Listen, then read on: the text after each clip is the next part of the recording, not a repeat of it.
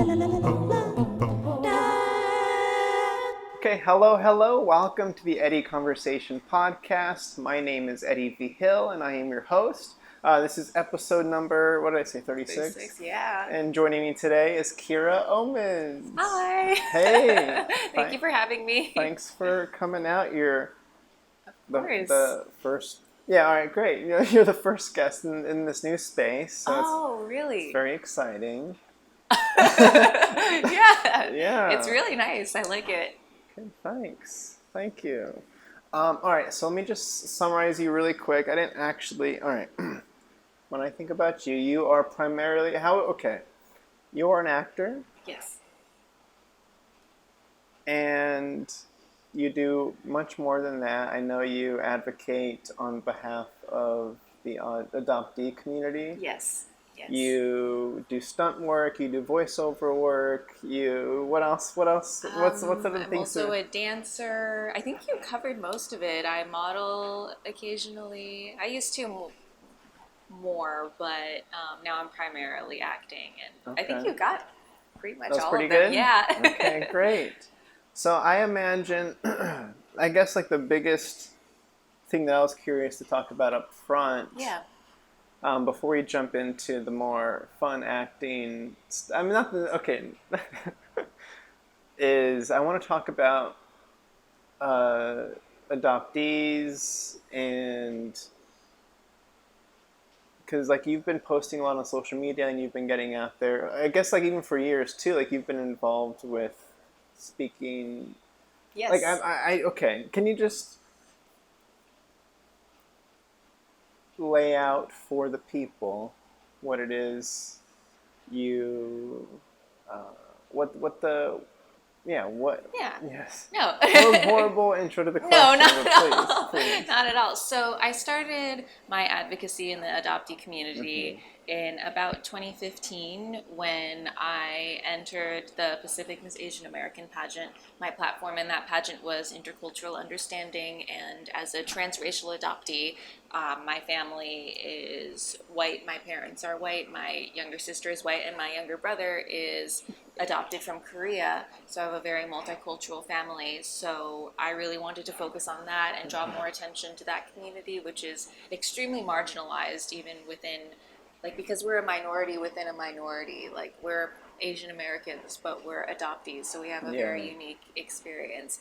And so I began my advocacy then, and I just, even after the pageant, even after I was the reigning winner from 2015 to 2016 and was doing a lot of work in the DC community, I just stuck with it, and I just really love all of the people. Like, my primary goal in that sphere is to give a voice to adoptees and to change the narrative surrounding adoption. There's such a dominant narrative that's very adoptive parent focused, and it's really important to me that people know that adoptees are, like, right now we're so viewed as children and babies, and we grow up and we have our own opinions and we have our own experiences that I feel like just right now aren't shared in the dominant narrative. And same with birth parents. It's a very important part of the adoption triangle of the people who are involved, and I feel like adoptees and birth parents' voices are often silenced. So my goal is to just gain more awareness and to educate people about that. Yes. Great. So, all right, can you elaborate a little bit more on what the like you mentioned the main way people view the adoptive process or the adoptive scenario? Like, Right. what's the leading vision that most people have on it that isn't true, or Right. Well, I believe that, like, the dominant narrative surrounding adoption is very... much better worded. That's what I was trying to say. It's just very adoptive parent focused, and I understand that, like, because in the beginning when all this was happening, like, adoptive parents are the ones sharing their experiences, sharing their journeys. Like, they're very active in, like, vlogs and, like, writing and everything.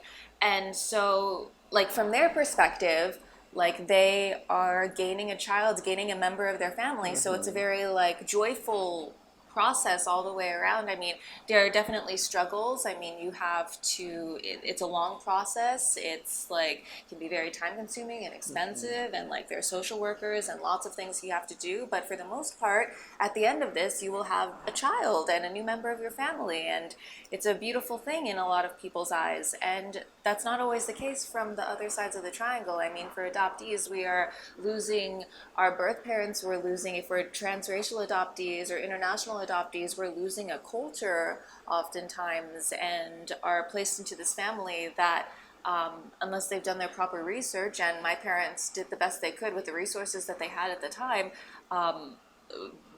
into a family that doesn't speak the native language or know a lot about your culture, or are outsiders to your culture as well. So it's like there's a lot of loss and a lot of grief there as well, like losing birth parents that you may or may not have contact with, and your adoptive parents may feel a certain way about. And same with birth parents. I mean, they're losing a child at the same time. And so it's a much more complex, like, not to say that adoption is never a beautiful thing, because I think that in many ways it is. I mean, I love my family. My family is like my life. I love my parents. But it's just more complex than that. It's not so simple, you know what I mean? Yeah. Oh, I guess like the whole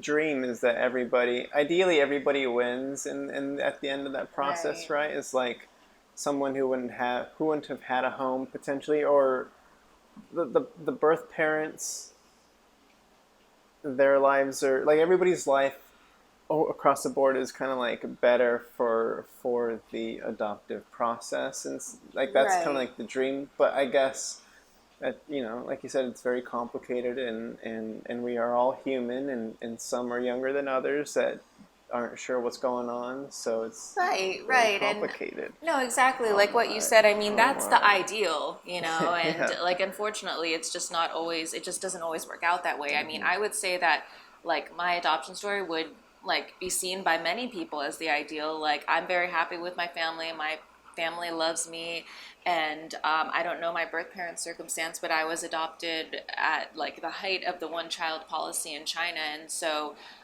they were in a horrible situation, and they might have needed to give me up for a variety of reasons. But when you think about it, I mean, like, even if ultimately, like, it's just kind of a lose-lose, I mean, like, ultimately, even if like giving me up was what they like needed to do in the long run, it's still giving up like a child, like a child you gave birth to, like, and in my story, like raised for 5 months. It's like, I mean, there's no emotional connection there. Like, there's definitely a bond there that had to be severed, and so it's just like, even if ultimately things worked out, it's there's still that loss there.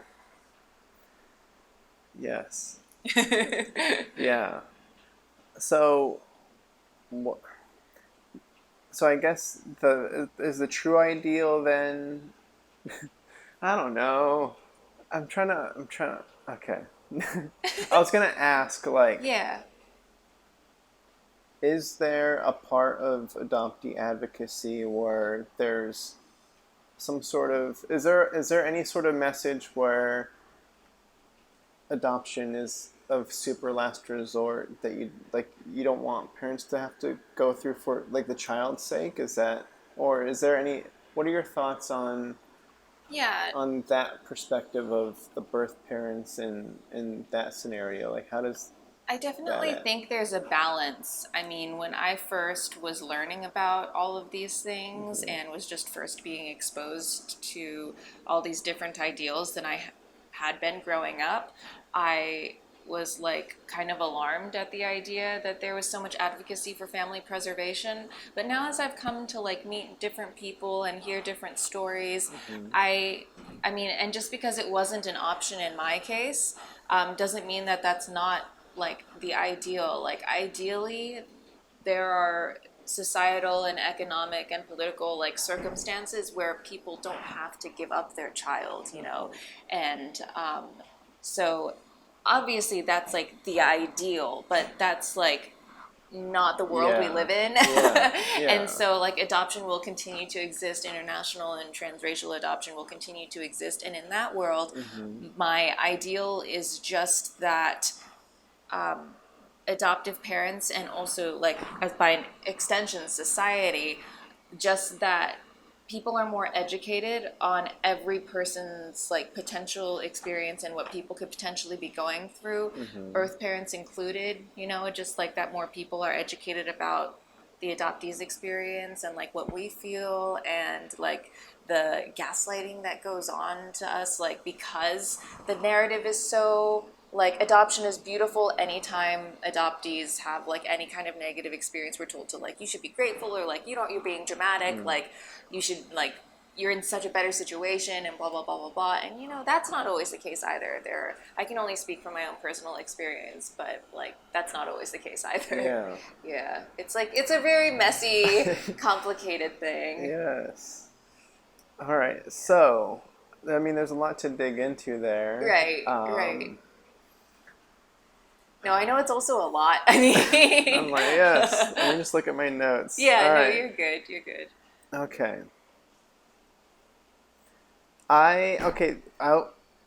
You have done some Q&As on your YouTube channel, and you've talked about this. I mean, this is yes.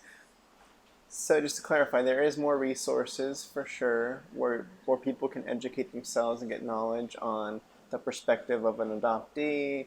I'm sure adoptive parents, like you said, they're the ones out there commonly getting their stories out and Exactly. explaining their experience. So through watching a couple of your videos, there were some terms that I wasn't familiar with prior, so I can bring those up and we can talk about those. Yeah, definitely. And I guess we talked about it a little bit. You didn't quite say it, but there's two terms here. Savior complex. Let's start with that. I was gonna say. I was like, that's a lot. We can just start with that. Yes. So the savior complex in adoption, and more commonly known as like the white savior complex, because a lot of times international adoptees will go to more like economically like affluent families, like upper middle class white families. So in adoption, that's when like typically, not always, but dominantly, a white couple will adopt a child of color, and their primary purpose is to save that child from their situation. Like they go into adopting this child with a mindset that they are saving them. Their child should be grateful that they're pulling them out of a worse situation in their minds. And like this complex is very dangerous for a lot of reasons, and a lot of people, like whenever I speak about it, are always just like, you hate white people, and like, no, that's not true. It's just more, it's like statistically international adoptees are going to white parents, and like because in America specifically, like it's also similar in other countries, but like since this is where I am in my knowledge, like in America specifically, because white people are like the majority, and there is a degree of white privilege in being able to even afford to adopt internationally. That's just the case. That's just the way like it is, and so it's dangerous for a couple reasons. And like for the adoptive child to expect so much, it just dehumanizes the child. Like it dehumanizes them of their own life experiences, of like what they may have gone through, and just like very much makes them an object of like that needs to be saved, you know. And that's not always the case. There are a lot of different stories in like international adoption where like the child was stolen, or poor families were exploited for their children, which also happens in the United States. And so it's just like it really oversimplifies the entire process. And it's also dangerous for the adoptee because it puts so much pressure on them to be grateful and to be like fall at like people, like the expectation that people should treat adoptive parents like a saint, like, oh, there's such good people for adopting their child, and then it just like diminishes the child's experience. And anytime the child may experience something negative, it like does not create an environment for them to express that. And adoptees are 4 times as likely to commit suicide as biological children, and so like we're facing like a an invisible problem right now, and a lot of times that has to do with like psychological and like mental health issues that that they don't have access to resources, and parents like diminish the experience, and society diminishes their experience, so the pain that they're feeling is completely silenced. And no, I could see that for sure, because you're talking about intention. Like a white couple wants to adopt a child for whatever reason, that let's say they can't have children, so they're like, we want to adopt. All right, so now let's look at our options. Right. Well, who do we want to adopt? How can we make, let's just say with best intentions here, how can we make the biggest impact on this process that we can? And then they're like, oh, we could save a child from, we're well off. We can save a child from this low income country. So then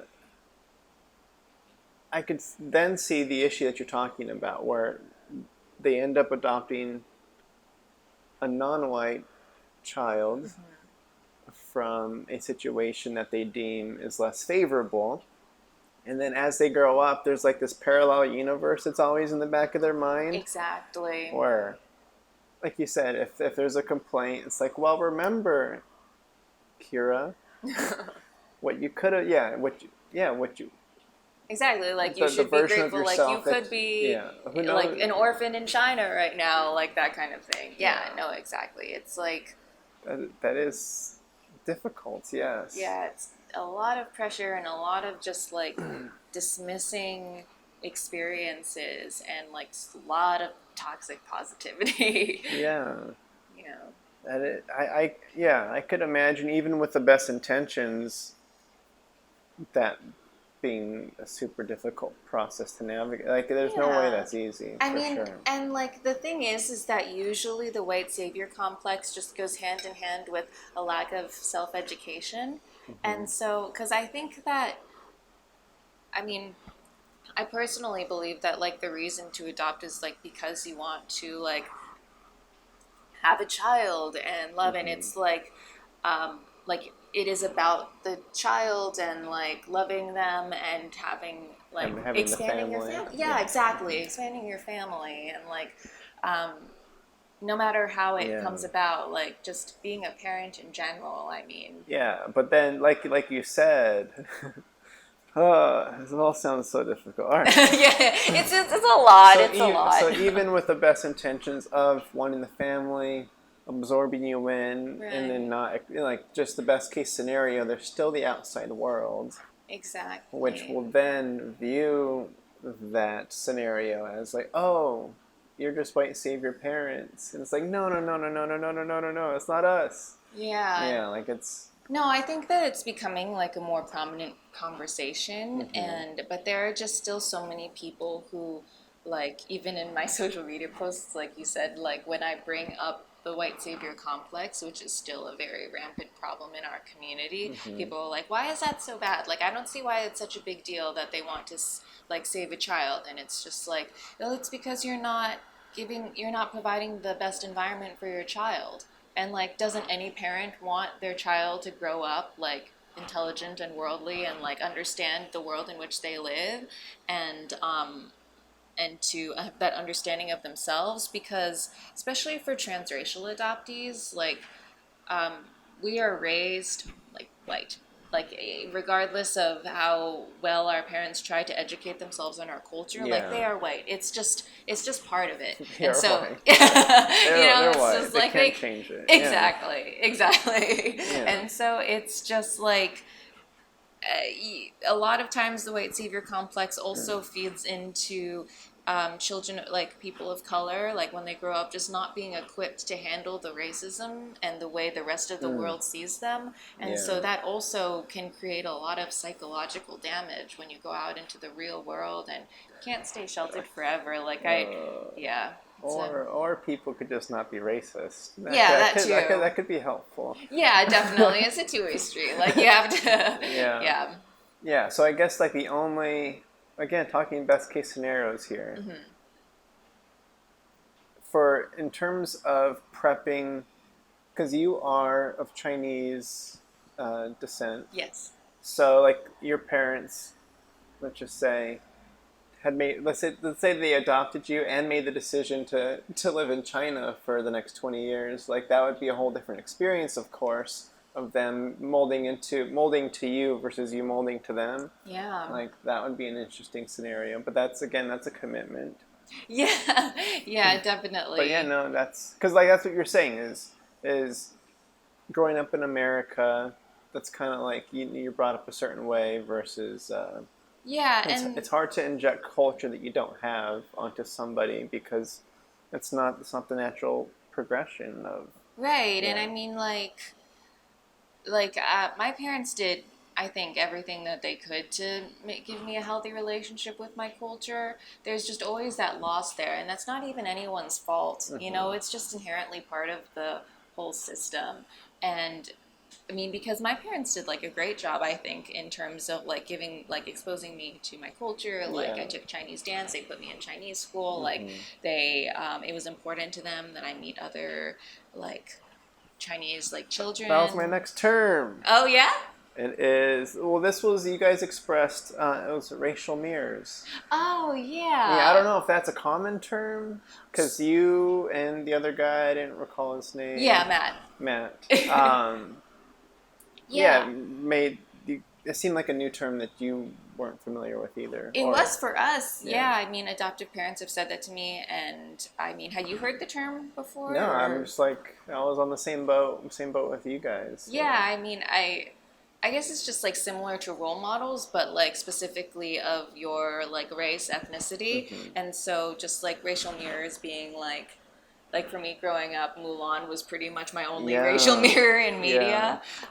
So yeah, just role models, like people that, and like thankfully, like we're both in the entertainment industry. Like it's definitely moving in a more like diversity is more of a priority, and because that comes up all the time with. I'm a big fan of like Marvel and the superhero movies. Right. So like the whole diversifying superhero landscape with like, oh, Black Panther came out and now young black children can look up to like those heroes and actually having somebody on the screen that looks like you and and like not just a token character, you know, like they have so many options now because like when I was growing up, like with Star Wars, for instance, it was just like, oh, women have Leia or Padme, and that's it. So it's just like it's very cool to see, like, I don't know, the shifts that Hollywood's making in that regard.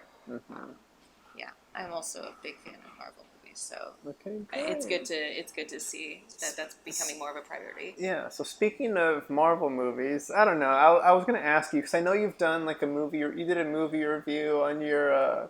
I forget. What was that Mark Wahlberg movie? Yeah, it was of Instant Family. Yeah.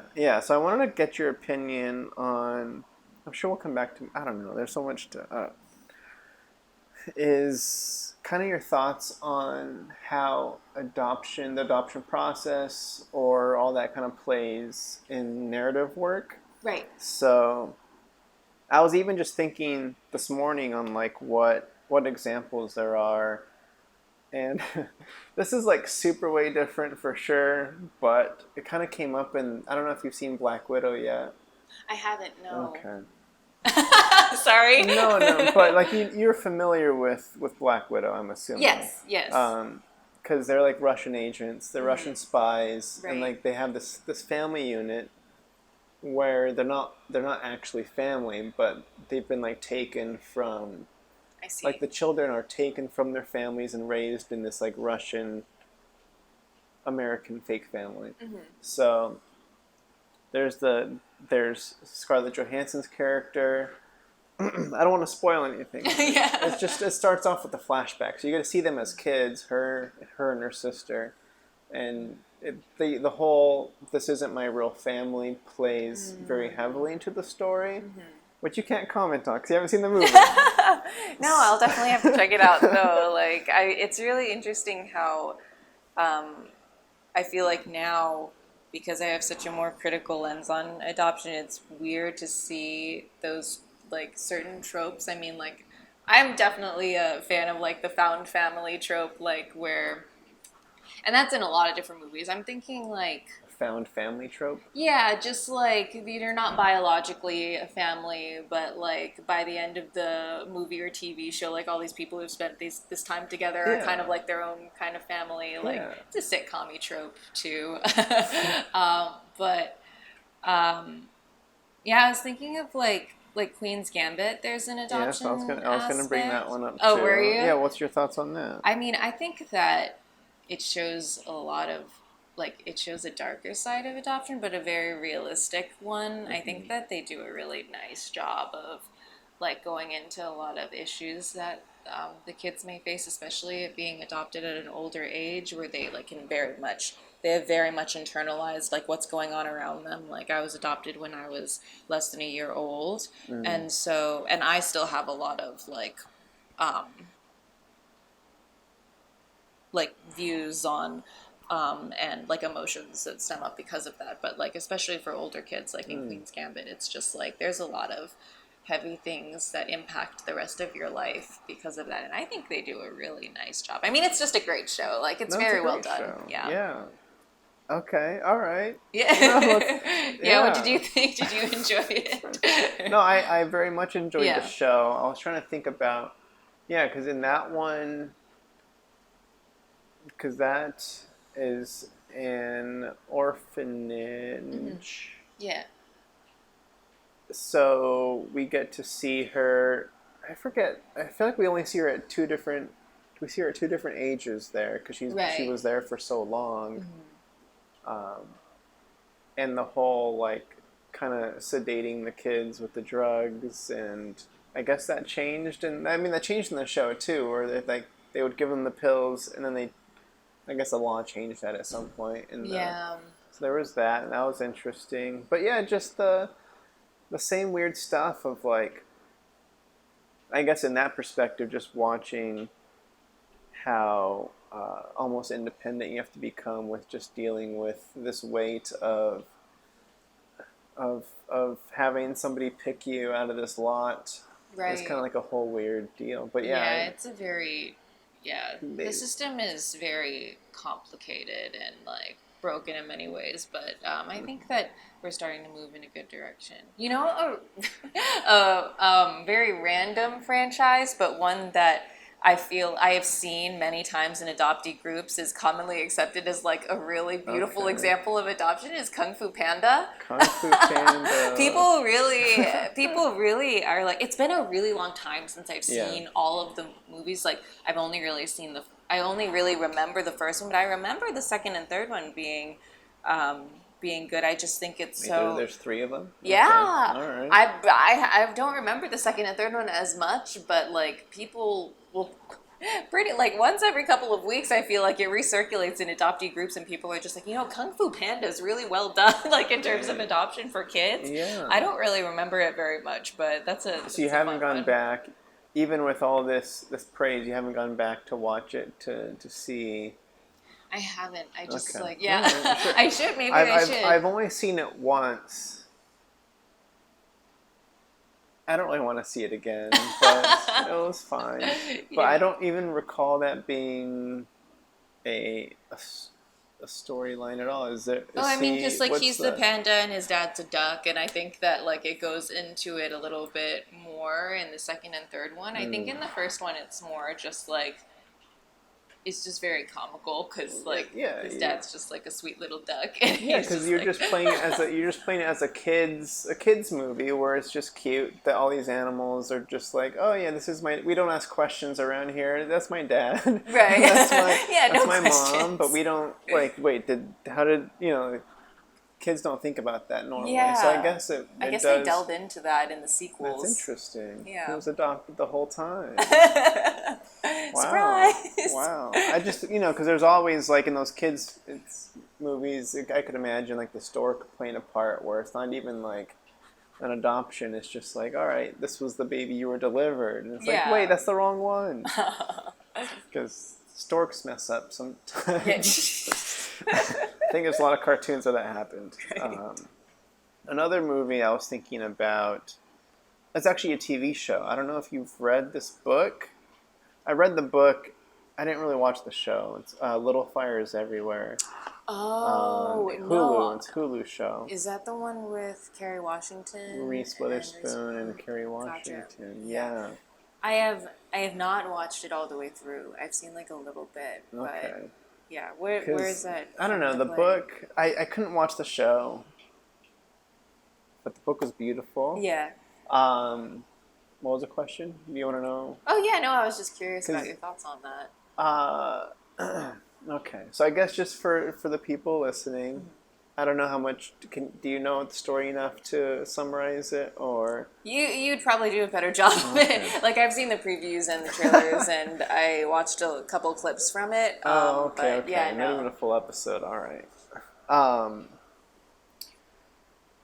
Wow. So, Little Fires Everywhere is a story about.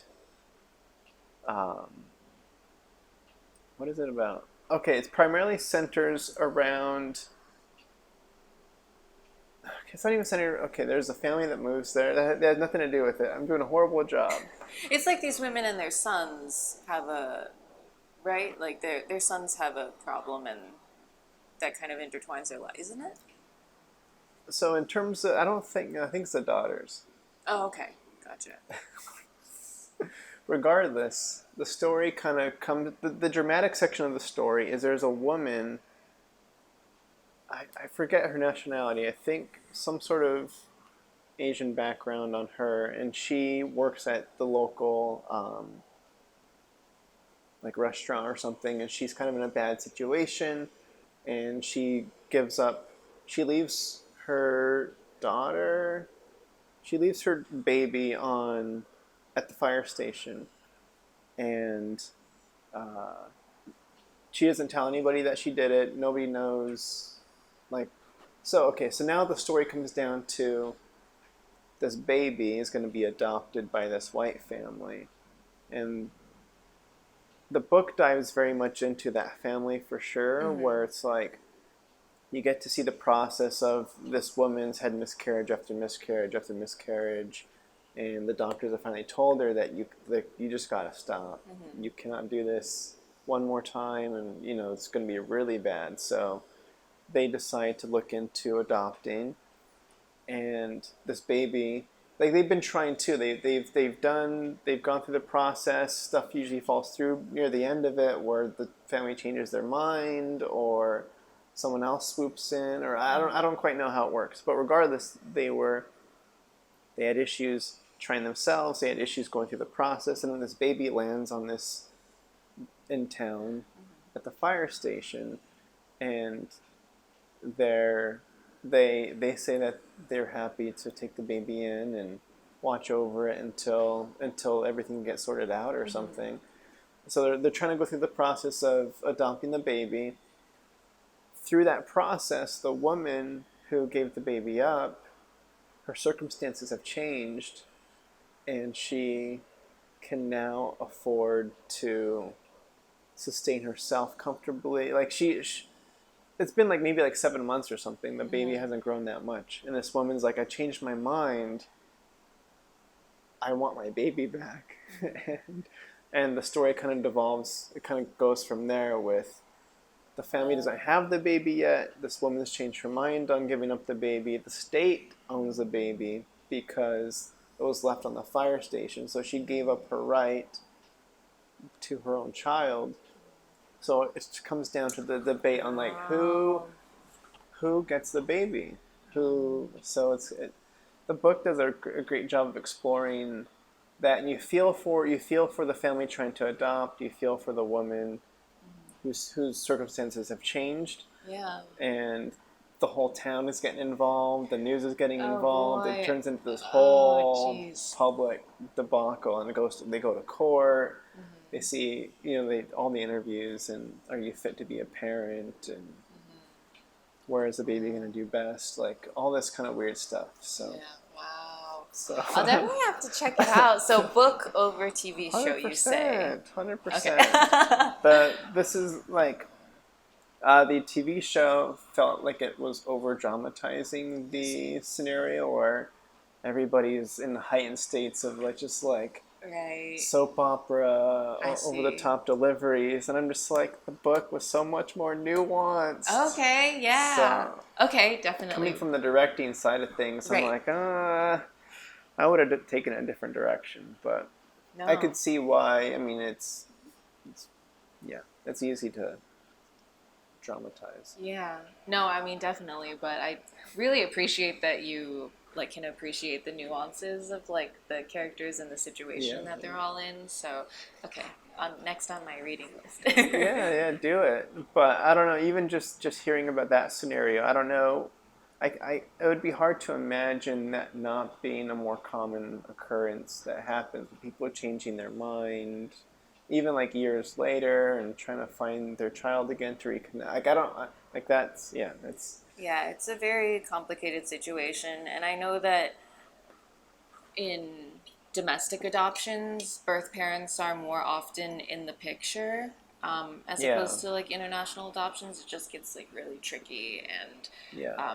so that's definitely something that I'd have to do more research on. But Sure.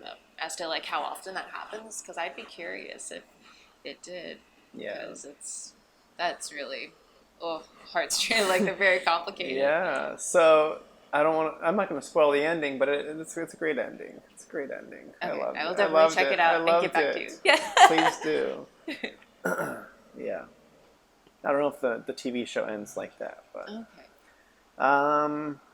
okay. So I was kind of confused watching a couple of the videos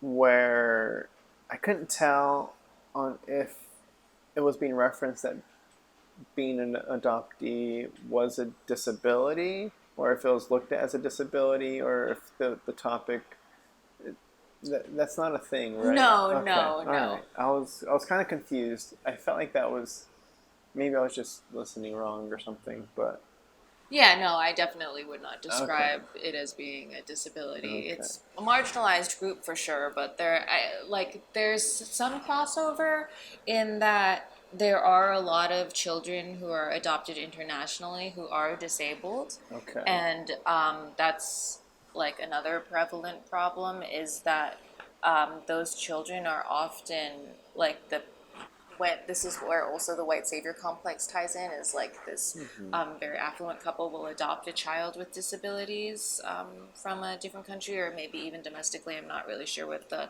statistics are surrounding that, but they will adopt this happened with Micah Stauffer, and who is like a very recent like big case of an adoptive mother who did this, and she like monetized videos about her disabled child, and was like had one of those adoptive parent vlogs and is very popular online, and then when it proved to be too much for her, and that's where like a problem with the white savior complex comes in, is it's like a very simplified For view. her, as in the mother? As in the mother, yeah. It not became the too hard child. for the Okay. mother. And the child was still very, very Okay. young. This happened very recently. But like the savior complex oversimplifies what goes into being an adoptive parent. And so more often than not, children with disabilities who are adopted are the ones who are rehomed and like from their adoptive parents are again like placed into the system, like put into like they try to find another family for them. Sometimes they just happen on Facebook groups, and it's just really heartbreaking to see because like the amount of psychological trauma and damage that would cause a child even from a young age is just astronomical. It's just like, how is that child supposed to form healthy attachments and to have a healthy like self-esteem and like grow up feeling valued in any way when this family that was supposed to love them unconditionally and provide a safe environment for them all of a sudden decides that they can't deal with their disability, and so they're going to Yeah. give them up again. It's like, it's not an animal. It shouldn't happen with animals either. But it's really sad just to see the degree to which, like, some adoptive parents don't consider their adoptive child actually part of the family. Because I mean, can you just imagine the outrage of, like, a biological parent, like, just deciding they don't want to deal with their child anymore? Right. It's Yeah. like, I don't know. Yeah. So when you say it happens over Facebook groups, what were you referring to? There are Like, just some Facebook, like, rehoming groups where they'll be like, I saw an ad for it the other day of, like, a air quotes ad. yeah, it's just, I put air quotes around, like, everything involving that, just because I'm just like, this isn't actually a thing. It shouldn't be a thing, but it is very much something that happens. But just like an ad that was like 13-year-old, like, Chinese adopted girl, like, having trouble with her other siblings, blah blah blah. Oh, wow. And, like, look, would do very well with parents who blah blah blah. And I'm just like, oh my gosh, like, I just, like, I can't even imagine, like, putting myself in that situation. And she had a disability as well, but just to know that my parents, like, were trying to give me up in this way. Like, as a 13-year-old girl, like, there are already so many things going on in your head. Like, middle school is not a good time for anyone.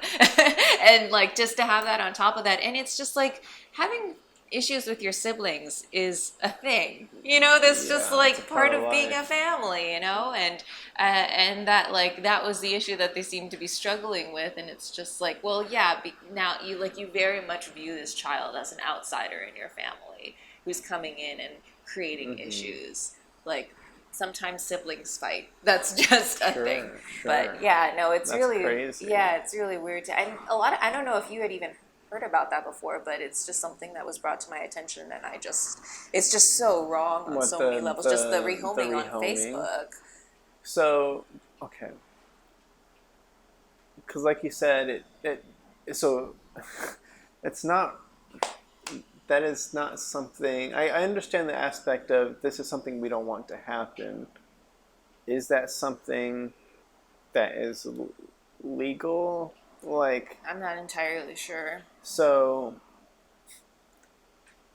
this family, let's just say if somebody responds to the ad and like, oh my gosh, we love what we're hearing, we would love to take on this child, it would be kind of like under the table transactional kind of thing. How that doesn't seem to make. How would that play out if? I'm not entirely sure. I don't know the legal implications of that, but I mean, there are just regardless. I was going to say, it just happens. Like, it's very much like human trafficking. I mean, there are, like, news reports and articles about, like, children who, like, teenagers who were adopted internationally and then just, like, given to another family, and then they're never seen again. And that happens, like, and it might not be legal, but it's very much a problem. Wow. And so I was not quite aware. Yeah, that is crazy. It definitely sounds like an ad for a pet more than a child. Yeah, exactly. It's really sickening. Ugh, makes me want to throw up.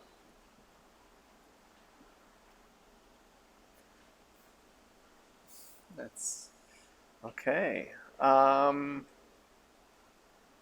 Anything? Okay. What? So we'll move on to a new topic here soon. Sure. But was there anything? I don't have any other notes on.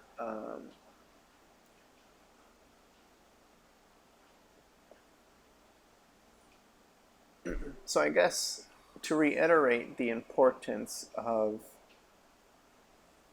understanding people's experiences and what they're going through and what they can go through. It reminds me a lot, because something that's been on my mind, I worked on a gig recently where we were talking about divorce and the well-being of the children involved in that scenario.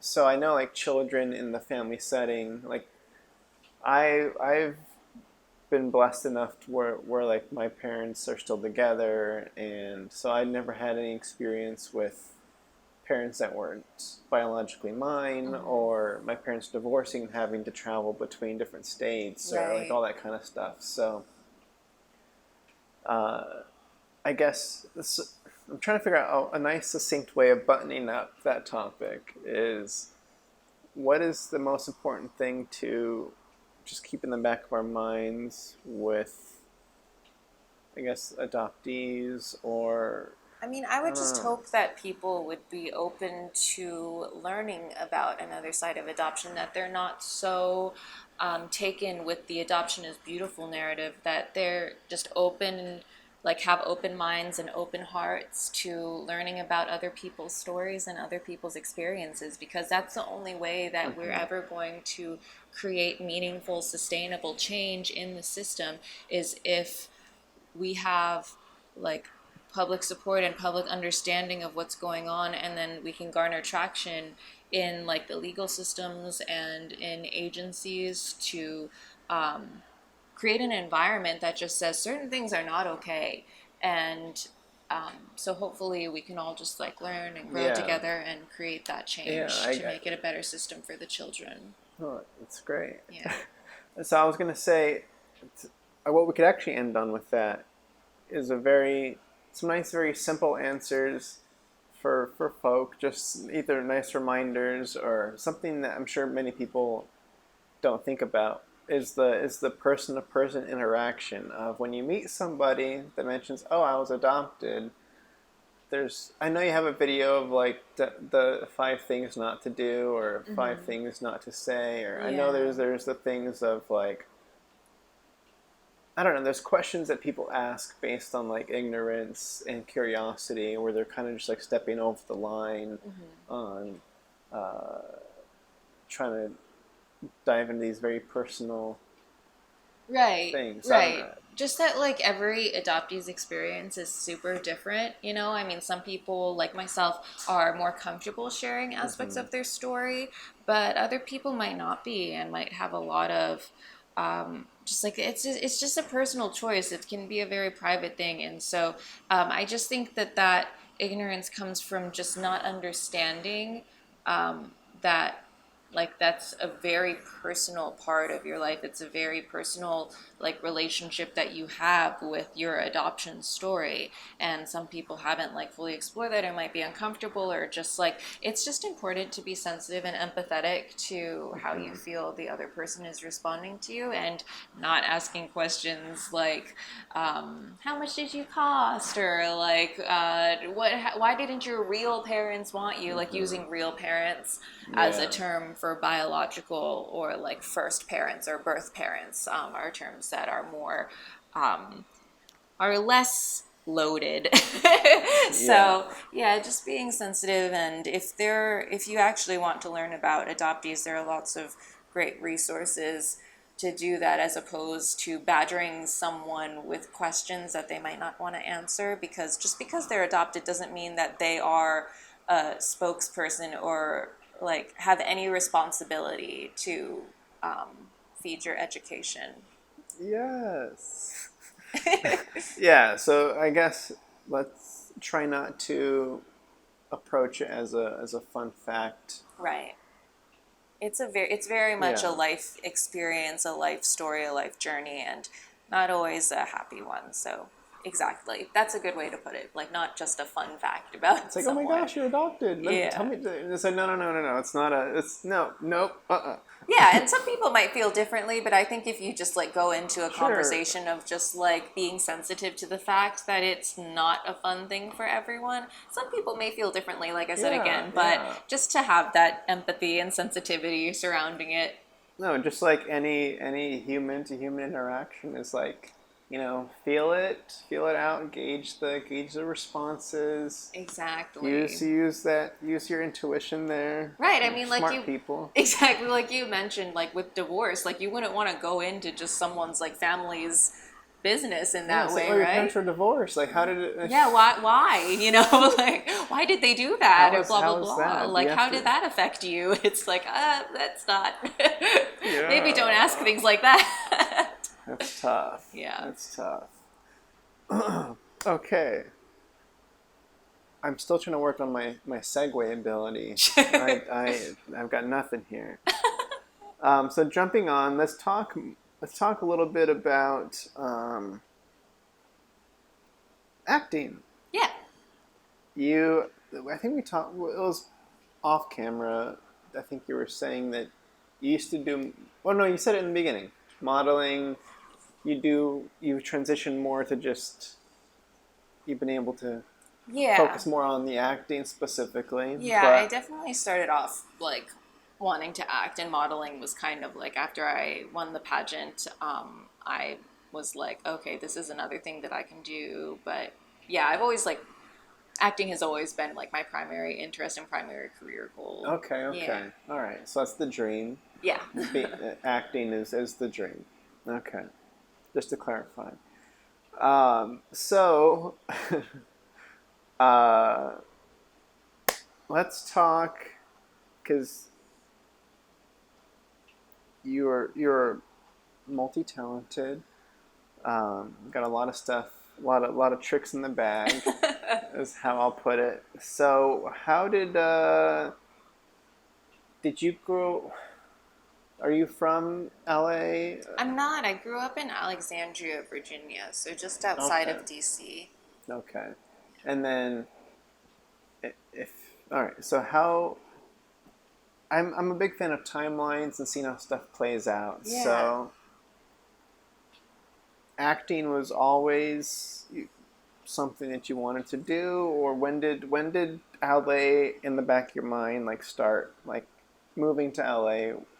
How long did you know you wanted to come out here and do this thing, this crazy thing? I mean, so when I first went into high school, I was very much like I wanted to be a writer. I wanted to like write fiction, and I thought that maybe I wanted to write movies or TV shows, and so I took like a theater class because that was the closest thing that I had in school, Yeah. and I just absolutely fell in love with it. I had a really wonderful teacher. He helped me come out of my shell. I think that acting really helped me come into my own and gain some confidence that I didn't have before coming to high school. And so I went to governor school for acting while I was in high school. I like did a lot of different programs, and so went to college, got my BFA in acting, minor in communication, and this was doing really well in the DC market, but very much felt like I was hitting my head against the ceiling. I was like, this is the market that I have here.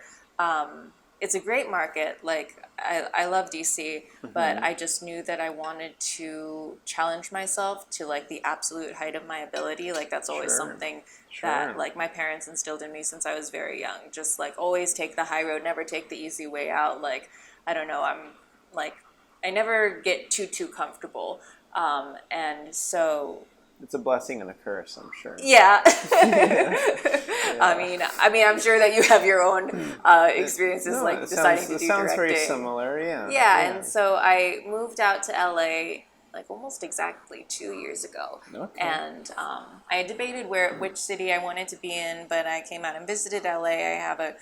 I had a lot of connections out here, and so once I moved out here, I just because of like I have such a wonderful like supportive network, I was able to start working like pretty much right away. Like when I first got out here, thank you. Yeah, congrats. Thank you. Yeah, like when I first got out here, like within the first couple weeks, I like booked a voiceover for HBO and was like within the first couple months, like was the lead in a short film for Hooked, and was just like I was just very fortunate. And obviously, like Yeah. most of that 2 years has been very pandemic centered, but you know, I'm That's what I was gonna say. Yeah, Yeah. it's quite the 2 year. Yeah. Okay. yeah, and during that time I did a lot of voice acting, and so I was fortunate enough to have broken into that side of the industry before the pandemic started. Yeah, Like I was yeah. doing audiobooks full time before I even moved out here. So like voice acting full time is Yeah, 'cause such a that's dream. it's a great. socially distanced money making avenue to Exactly. travel down. That's very yeah, I guess I don't know, I was gonna say lucky, but I mean, like, It is just though, to yeah. balance out with what the world yeah, it's Right, crazy. just It's being crazy. in the, I mean, you know this, like being in the right place at the right time and having the right skills to deliver when you're Yeah. asked to. It's all like a lot of things having to align for you to Yeah. get a job, right? Okay, so you moved here a couple of years ago now. Yeah, because I think I'm just 2.5 years in. Yeah? So Where did you move from? I moved here from Reno, Oh, okay. Nevada. So, Gotcha. it's a day drive away, a little bit Yeah. closer than DC or Virginia. Um, yeah, that's my answer to your question. Yeah, yeah, yeah. Yeah. Okay, so how. Okay, because I know I have a lot of actor friends. I'm trying to. It's very cool.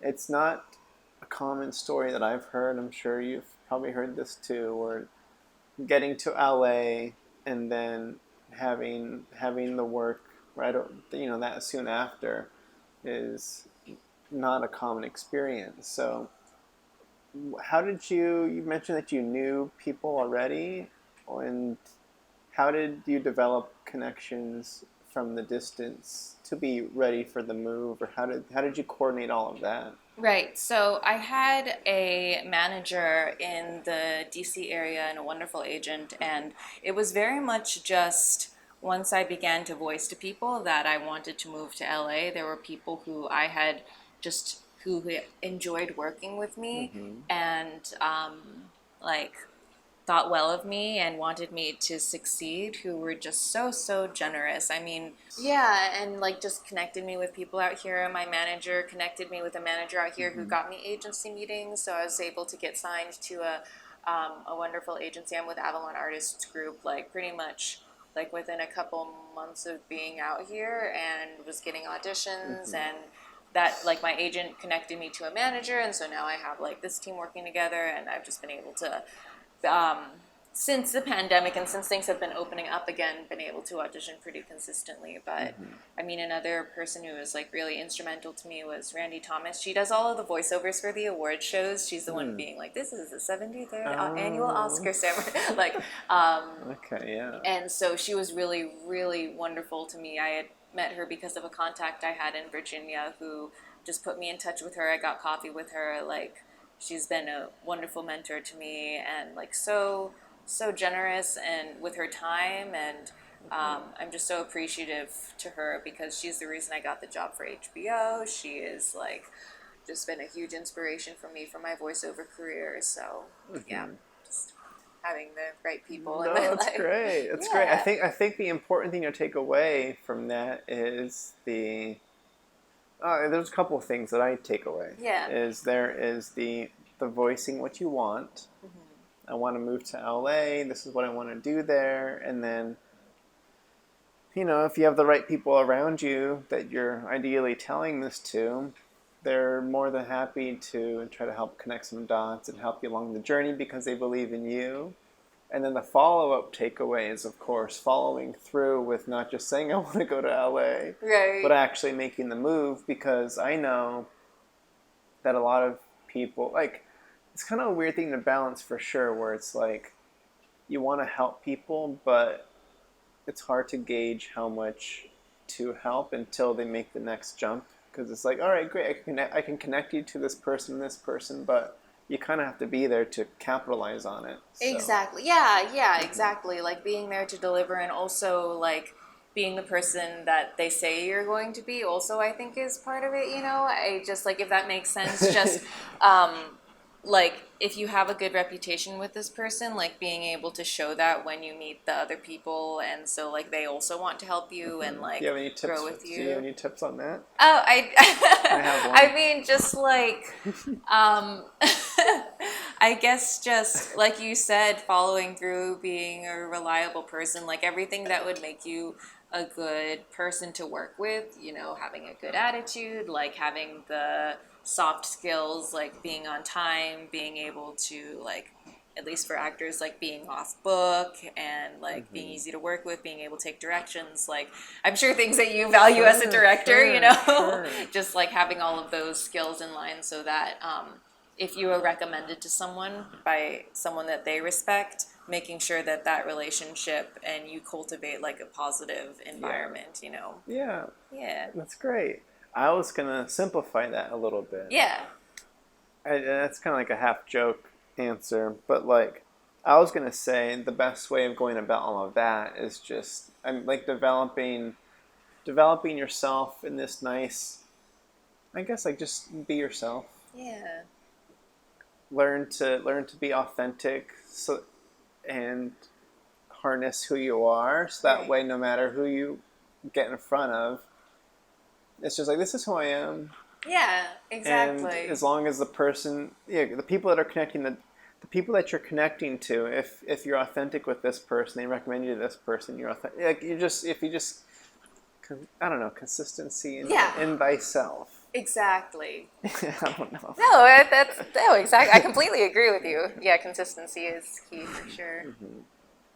Okay, so I wanted. Okay, great. So you're doing now I was gonna say VR. Oh. VO. Yeah. Voiceover, not virtual reality. I was curious to hear more about this audiobook stuff because I don't know if it was a recent post. I think you did a recent post about it because I put a note down. It was Voice Over Actors Day. Yeah, yesterday. So, you had mentioned that you have done over like 130 audiobooks. Yes. Which is a lot. It is a lot. It's a big number. It's a lot of reading, for sure. So how is that, and what is that? Okay, for people that are unaware of the process, the voice, is it about the voice? Is it about the content? Is it about being able to deliver? Is it about the audio equipment? Is it about turnaround? Oh, I mean, all of the above. Like I said before, just like lots of soft skills in addition to being able to perform. You know, soft skills. I've never heard that term before. Yeah, just like the things that. Like things that anyone can do, like being on time, replying to emails, like those, like the or importance, like the little things. Yeah, exactly. And so, with audiobooks, it's very much like that was another instance of me being in the right place at the right time and having the skills to deliver when I was called upon. Yeah. But I work directly with publishers and with Find Away Voices, who will send me work every month, and like the process involved with that, like I have to audition for things. Usually auditions are like 3 to 5 minutes long, and I just read a sample of their book and send it back, and if they want me, we sign the contracts and everything, and like get the deadlines, get the rate, all of the logistics figured out, and then I send, like usually they'll send me a sheet that has like the major characters and what they want those voices to sound like, and any terms that I might be unfamiliar with, whether they're fantasy, like made up terms by the author, or just like terms in another language, or anything like that that I might need to know before I begin reading. Then I submit a 15-minute sample of the book, and at that point the authors can tell me what to change, anything like that. They can request one new sample. And that's after you've already been booked. Exactly. Okay. Yes. And so at that point, like, they can request another sample, which might be another section of the book with different characters they want to hear, or the same section where they want to change the tone of their narration or whatever it is they would like creatively. And then I just proceed with the rest of the book, and I edit everything and upload it to ACX or Findaway or whatever platform. I work with another guy who I just send a zip file to. It's like, it's whatever. Sure.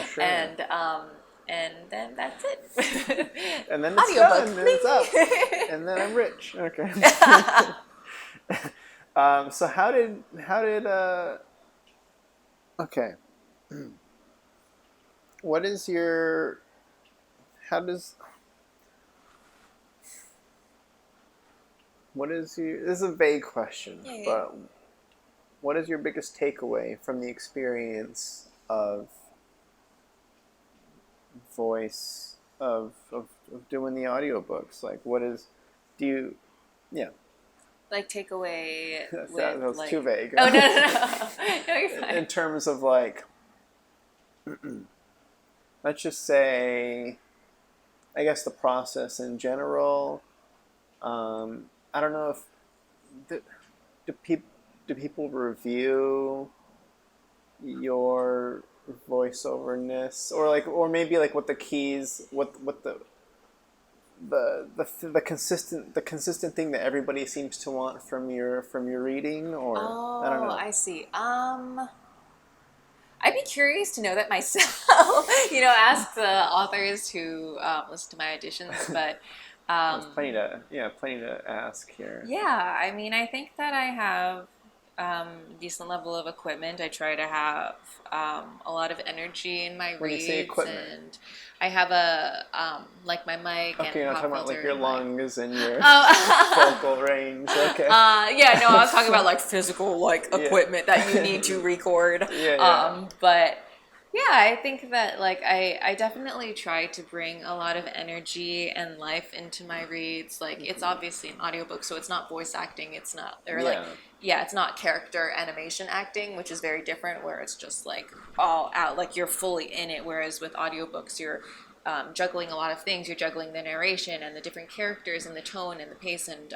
like you are the listener's sole path into that story. Yeah. And so you have to use the words to like guide them through it and make them feel how the author wants them to feel. Mm-hmm. And so I think that, I don't know, I would hope that they think that like I bring energy and like help bring their book to life in the way that they intended, because like in my mind I'm trying to like work with them to like read their intent and also like get that across in my voice to the listener. No, for sure.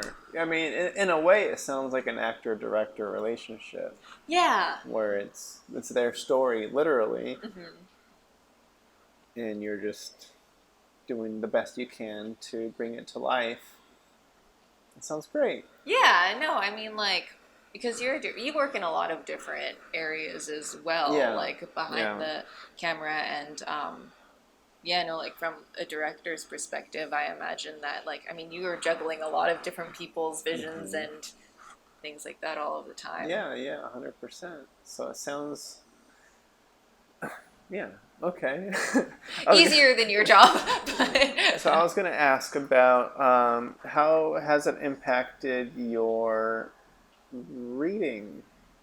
That's a I don't read for fun anymore. Really? What? Really? Yeah, very rarely. I mean, it's been a while since I've gotten through. Like So she's not going to be reading Little Fires Everywhere. No, I definitely will. I have like I just get through books very slowly now because like at the end of the day, I've been reading a book all day. Okay, and you're so pretty consistently doing some sort of audio. Oh yeah, work. No, I do that full time. Like that's my full time job. Okay.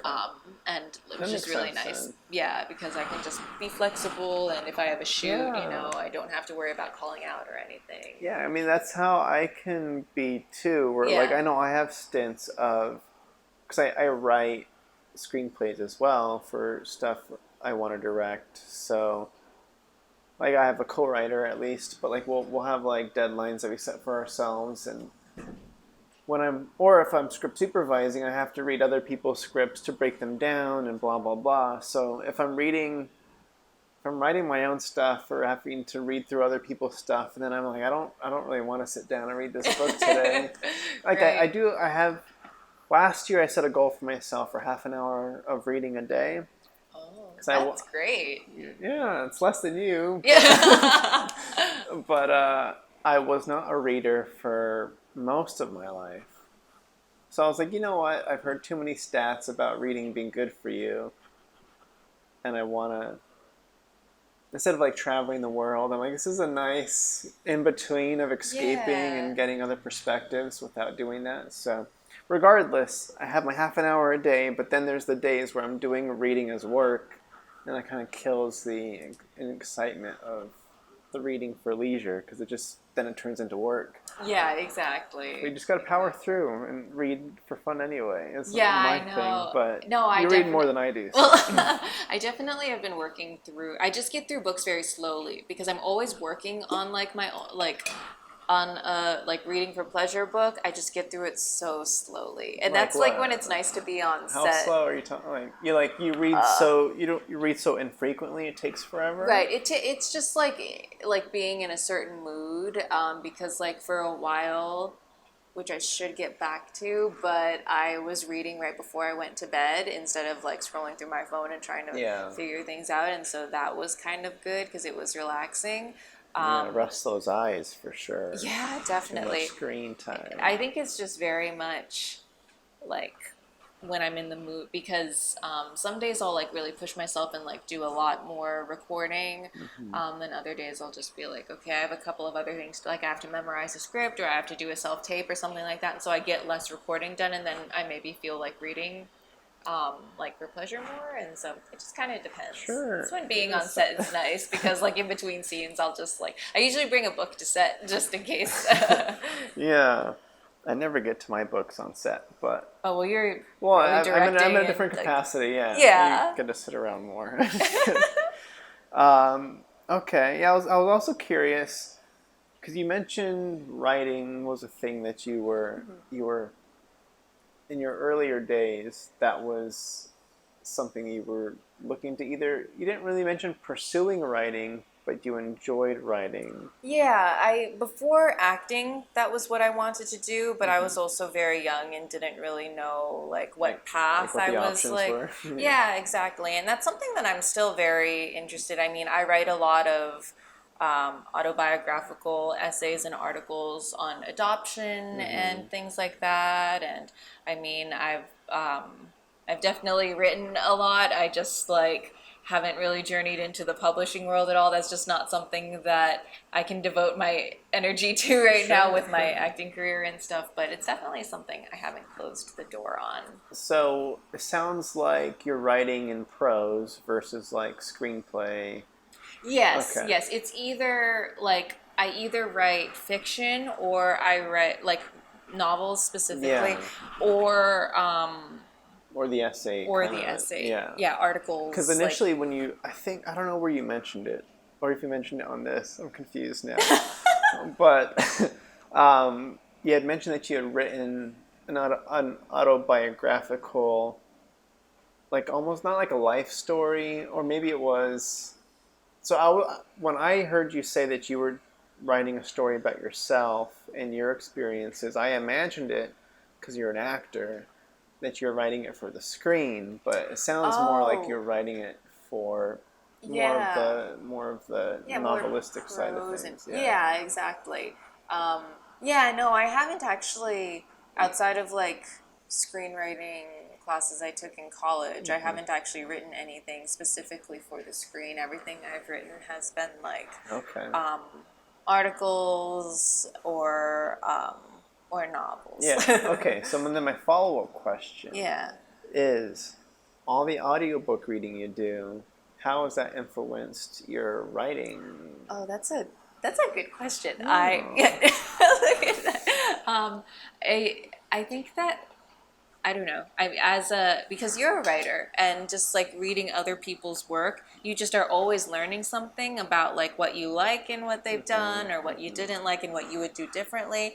And so I think that it's just really nice to be constantly learning, I feel like, and constantly critiquing and developing like a critical mind for those things. And I mean, reading definitely improves writing. I mean, just like the more work that you're exposed to, like the more that you see how different people do different things, like you can develop your own process and all of that stuff. So I don't know if you feel similarly when you read and experience things. That's the whole point. Exactly. So I guess like it would have been a weird answer to be like, no, like my writing still, I was unaffected by 130 books that I read, and I took nothing away. Right. So I was like, oh, okay, well, next question. Yeah. No, that sounds about right. Yeah. Because, yeah, I mean, that's the joy of the reading and getting perspectives, because it's interesting to see how one person approaches a certain topic, or even like the variation in the prose writing itself. Like, I know, getting back into reading, like, I know some books, I don't know, some books, like, you write in the second person, or you write in the third person, or you write in the first person. And then from there, there's like different stylistic choices of where, I know some books recently, I don't know if it's a recent thing, I feel like it's a recent thing for some reason, but like the dialogue isn't even in quotations anymore. Oh. Like, I've read books where it's just like you're reading it and your mind has to process, is this dialogue or is this description as you're reading it? And you kind of get used to it, but it'll throw you off at times where you're like, Yeah. you just have to keep up with, it's like a stream of consciousness, kind of, like, I don't even know, it's weird. That sounds like like audiobook narrator's nightmare. Yeah. I mean, I guess it would depend how the author would want it read. If they want it all read in the same narrative voice, so the reader still has to take that journey. But I imagine it would still read as dialogue. Yeah. It's so you have to adjust the character voices. But that is different, because when you're reading it, it keeps you on your toes. You have to very heavily be involved and consumed by it, because but people are trying weird stuff, and I really dig it. Yeah. Yes, great. All right, so we're talking about acting. I don't know how far we got with that. We got into, you moved here, you got into voiceover work, the pandemic hit, you're doing audio work a lot. Yeah. Stuff is opening back up. You mentioned that you were kind of taking a step away from modeling, going towards the acting. I was going to ask you about, I don't know, I saw you posting a lot about this Power Rangers project. Oh, yeah. Can you tell me more about that? Because that's not official. No, it's it's an independent. Okay, yeah. It's an independent company. So it looks pretty legit. Yeah, so like Crimson Vision Studios and Nerdbot Productions work together, and Nerdbot runs Anime Pasadena out here, I believe, is the name of the convention that they run. Shouldn't have said that because I'm not positive, but it's all good. They run one of the conventions out here and do a lot of work in that community. So that's that company, and they you can't see it. The Wolf Ranger, Purple Wolf Ranger. Yeah, and like they're just so much fun to work with, and I really like working with them just because like I like my character. I feel like they're very open to my input, so it's very much like a collaborative process. And I mean, like, as working on like anything indie, like it's really nice to, I don't know, be able to contribute and like collaborate with other people. And I also get to use my martial arts and like screen combat experience, and so that's a lot of fun. And so I'm able to like it's very creatively fulfilling to work with them. They're really great. Great. Yeah. So it said, I don't know how long this has been going on, or how many episodes you guys are pushing for, if it's just like an ongoing thing. Yeah. You posted in April that episode 2 is coming soon. I don't know if it has come yet. It just came like last week, or like a few days ago, like July 15th. Where do people find it? It is on YouTube, on Nerdbot Productions YouTube channel. Great. So it's a lot of fun. All right. So I guess that almost sounds like a dream. Are you a Power Rangers fan? I shouldn't ask you. Of course you have to be. All right, never mind. I never watched it growing up, but I was called back a couple times for like the Nickelodeon show, I think it was on, and when I got called back for like the actual like TV show that shot in New Zealand, I Ooh. was like, I did That so was much recent. That was research. recent, Yeah, right? I did like so much research on Power Rangers and kind of became a fan because I Yeah. thought I was just like, oh, if I get involved in this franchise, I gotta know everything. Yeah. But ultimately, didn't get that. But just like this has been like a really fun Yeah. project and way to How challenge how myself. is how how is that process of auditioning for that? Like, what did that look like? Because I'm sure it was an extensive deal, right? Yeah, it Like, was like an open call casting. So hmm like you just sent in like a video with a slate and then just whatever showcased your abilities the best. So I had like a bunch of martial arts clips, like I had done a lot of like indie action films and like I'm a dancer, so I had clips for my dance performance, so I was able to do that. They asked for another video of like my certain athletic abilities, and they asked for another video of the acting scene, and and then like some pictures of me and everything. And I actually okay. didn't live in LA at this time, so I was in DC, and Seem bummed about it. oh yeah, well, it was because they were like they asked where I was based, and so I You like couldn't you couldn't couldn't come say in, it. and so yeah, it wasn't local. Even though it was like an open casting call, it was just like wherever. But I Sure. mean, they clearly had enough people already, and that was totally fine. Oh, I don't okay. think I was ready to move to New Zealand for a year. Gotcha. Well, the interesting thing is, I had directed one of the guys that did get the role. Oh, nice. Yeah, I don't know if he followed along to see who actually was cast and stuff, but What's his um, name? his name is Jasmeet Badawalia. Shout out to Jazz.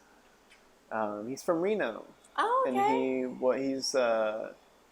uh, I think he got to play the Blue Ranger. Nice. So it's kind of like a funny thing seeing somebody that I had worked with before Yeah. get that. And he was in New Zealand for a while, and No, that was that a whole thing. yeah. Oh, And definitely. that I was, mean, so yeah. the series that I work on, they pull in actual actors from the show. So the lead of the series Oh, that I'm working on is William Shufelt. And so he reprises his role of like Brody that's so Romero. cool. And so yeah, so I'm in a That's bunch kind of of scenes with fun. him. Yeah, no, it's great. I mean, it's fun to I mean, he's great. Like he's such a joy on set, like really good energy, and they also bring in Jessica Ray, who played Alyssa, and they bring in a lot of like the That's actual cool. people from the show and like created this like extended universe. So it's And Power Rangers is cool with this happening. yeah. Okay, they've signed off in some capacity, or they're not taking it down at least. I was gonna say I don't know. Yeah, it's Like not just a lot of the actors are in it, so I would imagine they would know well, because about it it now. sounds like, well, I guess like Jazz. He just moved back. He doesn't. He's never lived in L.A. He Oh, was in okay. Reno. So I'm assuming that's probably why he's not involved. Like, if he was down here, I'm sure they'd hit him up and be like, "Hey, come hang out on set, come do this thing." Yeah. But it sounds very much like the Star Trek kind of community too, where those actors are always super supportive of those like offshoot indie things or other Right. sci-fi-esque stuff. But Right. regardless, what I was gonna say is it sounds like very much like a dream-esque role where you get to do your acting, you get to do, like you said, the physicality, and you're involved creatively, Yeah. and it sounds like a nice, wonderful Yeah, experience. it's definitely a lot of fun. Yeah, it's a really fun passion project. What? My notes. All right. So you mentioned on your Instagram that you mentioned martial arts, and you also mentioned that you are a black belt. Can you tell me more about that? Sure. I am a third degree black belt in Taekwondo. I started doing martial arts when I was 6 and just stuck with it. I really enjoy it. I have Okay. also have a little bit of training in Krav Maga and Brazilian Jiu Jitsu and lots of experience with, I took many classes in stage combat and screen combat and Hmm. stunts but I'm not truly a stunt woman. I very much want to be an actor who can perform their own stunts. But Yeah. as far as like the things that stunt women do. I mean, they'd probably even have to bring someone in for me to do some of the things that those women have to do and the people in the stunt community have to do, because it is just, they can do so many. I have a lot of friends in that community, and the things that they can do are wild to me. I want to be able to do my own combat choreography primarily, but as far as like falling from great heights or things like that, falling through windows, right? I'm not sure. I mean, I would love to learn those things, and I'm a fast learner, and like people could teach me. But if they're willing to bring someone in, then no, for sure. No, ideally, they're not putting you through that kind of stuff, right? The big falls and whatnot, but it is, I mean, I've never directed action sequences or fights because I know to do them right it's a lot of work and it's a commitment. Yes. And it just hasn't been a high priority for me to fit those into a project. No, absolutely. Sure, but I do like the idea of having an actor that, because like, it's hard to sell the authenticity of a fight if you just never see their face. It's just like a weird thing. Exactly. So no, it's super great. No. So, Oh yeah, I definitely notice it in movies and TV when they switch out the stunt performers. I'm like, stunt actor, stunt person, and like in other films, like where you can see their face the whole time, and it's like the director wants you to know that the actor's doing their own stunts. I always think that's super impressive. Like Zendaya does like a lot of her own work, and it's very impressive. In what? When does she fight? Or not necessarily in fighting. I was thinking about The Greatest Showman with all of her trapeze stuff. She does like, you see her face through pretty much just all hanging of from it. a bar. I'm just kidding. No, I'm sure it's. I would be scared to do that. Yeah, it reminds me of the jungle gym when I was, being a kid. But no, yeah. I was thinking again about a movie you haven't seen yet. It's called Black Widow. In theaters now.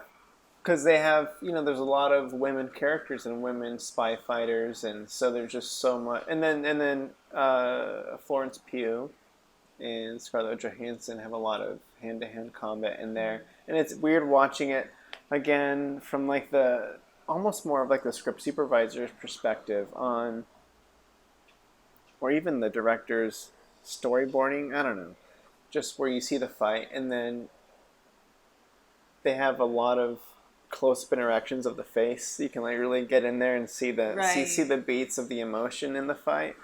But then I'm like, wait, there are some wider shots too of like, oh my gosh, it's just both of them going at it. Yeah, and that's very cool. No, that's great. I don't know, but what is what is the I don't know. I'm not gonna ask that question. It's a lame question. I'll save it. Anything else? And what are your... Okay. Stuff is opening back up. How do you feel... This is a non-acting question. Sure. Los Angeles, living. How do you...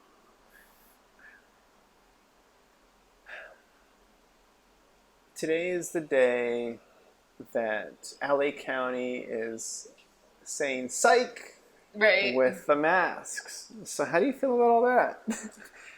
I mean, I haven't been like keeping super close tabs on like the hospital rates and everything. I imagine that, like, I like to think that they're using like data and scientific knowledge and like the statistics of who's in the hospitals and all of that stuff to determine like, exactly how, like, where the public needs to be in supporting that cause and not overwhelming our hospital staff.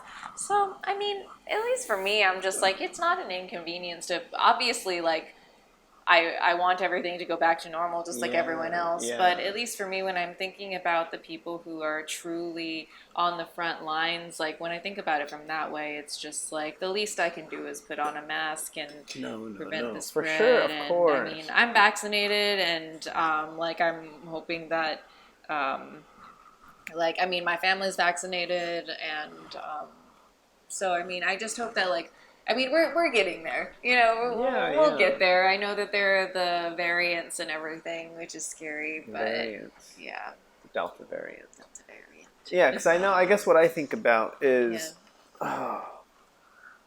the project. I was talking to you about how I did like one day on this project, Right. and I guess I haven't. The protocols vary so much between different productions. It's very weird. But this one, I don't recall. No, it was a different one. I've had different interviews. Regardless, I was asked if I was vaccinated. I'm like, yes. I'm all good to go. I'm like, Nice. great, great. So anyway, we still need you to get tested. And I'm like, okay. And then there's a survey they send out with a call sheet. And then you still have to wear your mask on set. So it's just like a mask on a mask on a mask on a mask on a Yep. mask. Yep. I had the same thing. I was casting a role on CSI Vegas a couple weeks ago, and or maybe it was pretty recent. It was within the past month that I did that, and CBS is like very very strict about that as well. Like, I actually wasn't asked if I was vaccinated, but I did have to go to their testing site, get a COVID test done there, like do the Q&A every day that I showed up on, like every day that I had to work with everyone, and then had to get another COVID test upon arriving on location, and like all those things. And I get that they're trying to cover their bases. They don't want to have to halt production, and I mean there are a lot of people. I mean, like at CSI Vegas, there are a lot of people there. So they have a very big crew, and so 100 plus easy. yeah. But like, yeah, the masks weren't quite as. I mean, people would usually wear them around, like when they were just walking around. But maybe it was just because I was an actor and they needed to like preserve my makeup that they were fine with the face shield or something. I don't know. Yeah. Yep. Actors always get to not wear their mask, and I get jealous. I get jealous. It's the makeup. They don't want to smear my lipstick or whatever is going on. For sure. Yeah. Either way, I don't know. I'm trying to imagine because I guess the frustrations for me, let's say, is I'm a big fan of. I guess this comes with the filmmaking process in this background that I have, where I'm a big fan of communication. I'm a big fan of transparency. Like let's say I hate being on productions where stuff is happening and everybody's confused, and the director and the producers won't tell you what's going on or why they're making decisions, and it's like no, just come on and let your team in on it. We're here to help. Blah blah blah. So then, with governmental decisions on, all right, this is what we're seeing, this is what we're making a decision. I don't know. It's like, all right, great, we're opening up the state, and it's like, all right, I guess it's happening. There's a communication gap for some reason. Like, wait, why are we making the decisions? I don't know what the best case scenario is on this. It's hard to stay in the loop. Like, I know I just saw Instagram stories of people sharing the little infographic of the date and then the mask mandate coming back. But like, if they had bullets on, maybe they did. Maybe I didn't even look at the thing. Do you recall seeing like there's the infographics where you can swipe and they kind of have little breakdowns of what's going on. Yeah, no, I know what you're talking about. I don't really remember seeing anything for this mandate in particular. Because mostly what I've been seeing, of course, is just like it's kind of the non-vaccinated issue of the Delta variant coming through, and even if you were sick once before, the Delta variant's the new ones, you can get sick again, and all these non-vaccinated people are getting sick, and the numbers are going back up. So I don't know. I guess the key is just get vaccinated. Yeah, for sure. But it's just weird. I don't like the back and forth of, hey, I'm making a decision. come to set. We're prepping for this. You arrive on set. And it's like, no, actually, I changed my mind. We're gonna do this, and all the preparation. Right. This is just so unprecedented. People are just like have no idea what the right way to handle certain things are. No, I completely agree. Communication is vital. In life. And no, for sure, everything. That's always what I stress. Okay. We can there's two directions. I'll give you the option. Okay. On which direction to go here. We can talk about the Chinese folk dancing, 'cause you talked about that being a nice into the Chinese culture and getting to experience that. And then I know you posted recently too, and I thought this was interesting because I didn't know much about it, and hadn't been on my mind, but or if there's even anything else that you want to bring to it. But I believe you're the one that posted it. Was Illinois requiring Asian history to be told in schools? Oh yeah. Like that was a thing that had never crossed my mind before, really. Yeah. Or that but that was a thing that happened recently, in Illinois. So there's those routes you can hit both. Yeah, one or the other. Either way is, or no, go ahead. Yeah, or no, one of those, and then we can also. I don't know if you have any questions for me too, but yeah. Yeah. We can very briefly touch upon like teaching Asian American history in Illinois. I mean, I think that's such a big step for the Asian American community, because I just feel like growing up I had no understanding of how, like, I knew how I came to the United States, but I had no idea of like the larger movements and like Asian American history in America, and like the history of racism that my own community has faced, and like why there are tension between certain communities, and just like all those things I had to very much seek out on my own, which actually kind of ties into the Chinese folk dance, actually, because that was very much an aspect of Chinese culture and my heritage that I had to seek out on my own. And so I think that obviously can't speak for everyone, but a lot of Asian Americans have that in common, in that we're not always given the tools to fully have a comprehensive understanding of our history, how we got here, and having that is so necessary to move forward and to see like where we can go, what's been done already, like what work has been done, and how can we use that to like keep pushing forward and keep creating a better environment and society for all people of color, but all people in general in the United States. And it starts with education. It starts early. It starts with exposing everyone to a lot of different perspectives, not just Asian American history, but also African American history, and like Black culture, and like the Black experience in America is so vital because of like the deeply ingrained racism within our justice system, and just like everything that our society is built on. It just starts early. It starts with educating children and exposing them to different to diversity and to different ideals and to different histories early, and just to create a more informed public and people who want to be on the right side of history. A more informed public is very important. Yeah, definitely. I think it's great. Yeah. No, it's interesting. I wonder. Because I don't know, like when you were like growing up in school, I don't know if you have any like vivid memories of like learning about different cultures or different ethnic groups in the United States. I don't know if that was. Because did you go to school in Reno? Like, did you grow up there? And I was originally born in New Mexico. Okay. I only went there to like second grade, and then otherwise it was Reno.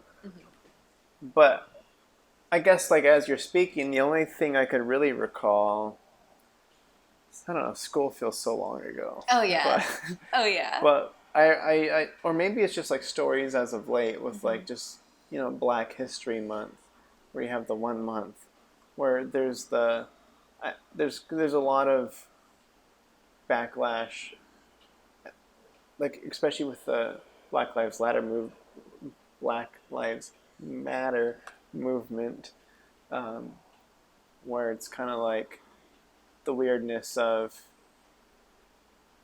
okay, this is the 1 month where we learn about Black history, but all the other months are white history. Right, right. So then it's like, all right, sweet. Now we have this sliver, and then we'll add another sliver for. It's just like it's kind of weird.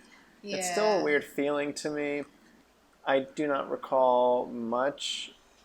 I don't know. History wasn't really like a big topic that I really liked anyway. Yeah. I don't like memorizing dates and stuff. Like I'm a bigger picture guy. Like what was the lesson that we got from that? Mm-hmm. But regardless, I mean, I think it's great. Yeah, definitely. I mean, all I can recall learning about is slavery, and that's just like it's not all of it. There's so much like I remember learning a little bit about the civil rights movement, but there are It's just just so weird. It's weird. many aspects of that history and culture that like we need to know if we're ever going to make any kind of headway. Yeah, no, So, it's a weird lens for sure. Like even thinking about like the Native American story and how quickly that's kind of glossed over. oh, always, always, yeah. Yeah, because We don't yeah, want to explore the true atrocities that like we have committed because we want to like fuel that patriotism, and it's like it's very possible to be patriotic and to love your country but still want to improve it in so many ways, and the only way you can truly do that is to learn about like the mistakes yeah, that have yeah. been made so we don't make them again. So No, for sure. Because education. I guess like me, I think I've mentioned this a couple times before on the podcast, but like growing up, I didn't really have a good sense of like what nationality I was or like who I was from that kind of perspective. Because like kids would always ask me in school, like, "Hey, what are you?" and all that kind of. I mean, I'm sure it's a very common question that kids ask each other, but I mean, I still get asked. But regardless, my parents would always say, "It's like, oh, just say you're Spanish. Just say you're Spanish." And I'm just like, "What does that mean? What do you mean? Just say you're?"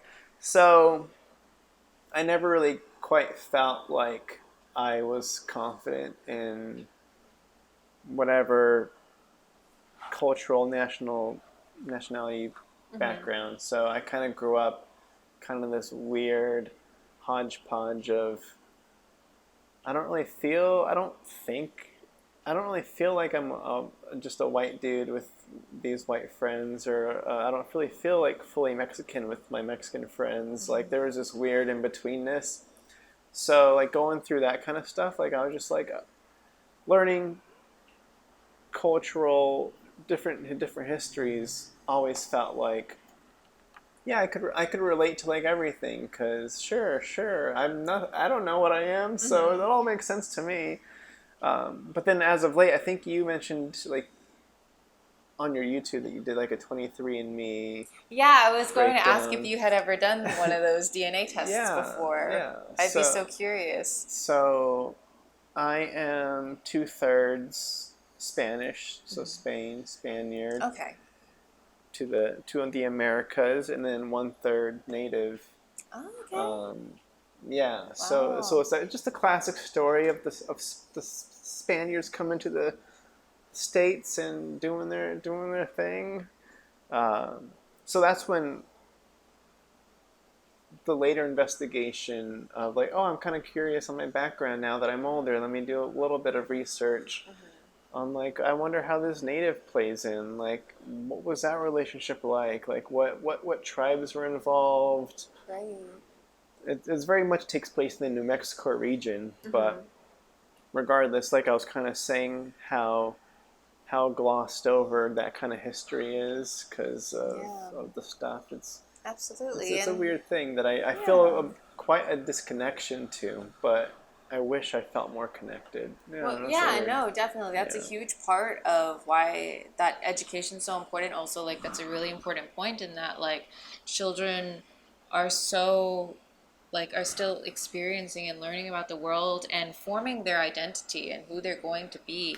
And I just completely agree that if we do that early and like give them like just even open the door for them to learn about It's like, those hey, aspects of this their thing identity. exists. Yeah, exactly. Yeah. Then like they can form a stronger identity as they get older and have the confidence and community in that. So yeah, absolutely. No, that's so interesting. I'm glad that you took the test. I was really curious if you had taken the test when you were saying that you weren't sure, just because um, I feel like people's results are so just like, I don't know, like what was your reaction to seeing that results? Like just, I don't yeah, were you just know. kind of, I don't know. It was just like, oh, great. At least I have an answer. yeah, yeah, But I didn't. I don't know. It doesn't. To me, it doesn't feel too. Like I said, I'm so disconnected. I feel so disconnected to it, from it. You don't disconnect to. You disconnect from. yeah, That it feels quite similar to like a horoscope reading or something. It's like, oh, what month, or like, what's your, the. It's like, okay, great. At least I have an answer for people when they right, ask. right. But I don't let it affect. I don't. It doesn't quite. I don't feel like it has too much play on I how I see. dictate my personality, even though it may be the very definition of who I am. No, I don't but I know. mean, It's a weird like, thing. It's weird. yeah. I mean, everyone has different relationships with like their ethnic identity and everything, and like Yeah. that's just yours. Like it. I was Sure. gonna say there's nothing right or wrong with any of it. Yeah. Yeah. Great. Anything? No, that's what I had on that. You kind of threw in the Chinese folk dancing a little bit. I don't know if there's much there that you were curious to bring up, or what that did for you, or if you recommend it for people to explore themselves, I or mean, I think it's a beautiful art form. I started Chinese dance when I was 4 years old, and it was the primary way I kept in touch with my culture. And aside from the cultural significance that it has for me, it is just like so much fun. I love dance. It's like such a beautiful form of self-expression, and I think that Chinese folk dance is such a beautiful way of passing down those traditions and like the history and the heritage. And so I have a lot of pride in my Chinese dance, and yeah. okay, yeah. I have never been. Dancing scares me. Yeah. It's so scary. But like you are such like you've based on like the black belt and the dancing and the black belt and the dancing, like there's a lot of physicality built into like I don't there's it's just not something that grabbed me very well. Like I but then again I know I've taken like dancing 101 courses and stuff, like little free little lessons and whatnot, but it's so difficult. So I think it's very awesome that Yeah. you Also, yeah. let me ask, like, what kind of kid were Sure. you? Like, what were you super into as a little kid? Because for me, it was dancing. I mean, what did I, as a little kid? I know I was big. So when you say little, you're talking Or just like like in your childhood, toddler. or just like in your childhood, Okay. even like I don't know. Kids have such like my brother was very into marine life when he was young. Uh-huh. Like I'm talking about like 0 to 10, like when you were like in those formative years of just like what Okay. were your Okay, that was interests? great. Okay. So that's most of that time I was still living in New Mexico, very tiny town, like a thousand person population town, little village. And so growing up as a kid there was beautiful because it felt like, the old days where like my family roamed, and I could just like ride my bike around with no fear of getting kidnapped. Or so I was pretty big into exploring. Like me and my brother would always be outside playing, and I know that my bicycle was a huge thing for a long time. I felt like, I don't know, like the basic stuff. Like I always felt very creative with like building things and digging holes and playing in the dirt and having my stuffed animals and giving them personalities and playing with those and doing Legos and that kind of stuff. Well, see, that makes sense to me. Like just creation. like, yeah, exactly. That makes sense to me as far as just like what you're doing now. I don't know. I'm always so curious because my fiance was like very into history and knights and like medieval and time periods and stuff, but he also like really liked like wanted to be a pastry chef when he was really little, and like now he's a chef. And so it's just like the different things that I'm just always curious, like what people are very. And my brother is the complete opposite. Like I told you, he was very into marine life, and now he's like very like he's in the education sphere and speaks like so many different languages, and like is into linguistics, wants to get his PhD, like is very into like education resources and providing those for people. So it's just like, I don't know, some people are just completely opposite of what they end up doing, and so it sounds like yours were kind of compatible. You find your way back to. I mean, that's the thing about being a kid is you're just exploring and you're figuring stuff out, but you kind of have an idea of what you like to do. So that's like, I remember in my early 20s, finally having the freedom to be like, to explore yourself a little bit more. I was like, great, let me bake all these cakes and eat all these cookies, because you know what? My parents can't tell me not to anymore. And then you gain a bunch of weight, and then it happens to the best of us. So, I thought you were going to ask about personality, because both. I'm curious about both now. What about you? Okay, me. Because you kind of mentioned like how acting in high school. I don't know when you jumped into it. In youth high of theater, school, like that kind of helped bring out you. Yeah, I was real quiet before. Like, would not talk in class, would not participate. But was somehow, really shy. but somehow you found the courage to jump into theater in high school, or sooner, junior high. I don't know. It was high school. Okay. Because I wanted to be an actor first. Oh yeah. Kind of similar to you as a writer, where it's like, well. Oh, so we're opposite each other. Yeah. So. But my personality was I was always like the quietest, shyest. Like I'm just an observer type. So I like to watch people and observe things, and I'll speak when I have something to say.